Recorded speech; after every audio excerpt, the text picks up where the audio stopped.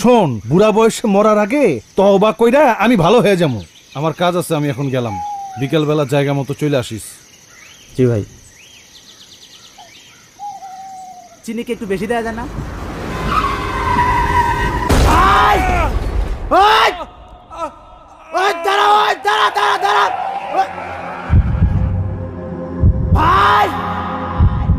ভাই ভাই ভাই ভাই ভাই কে আছো ভাই?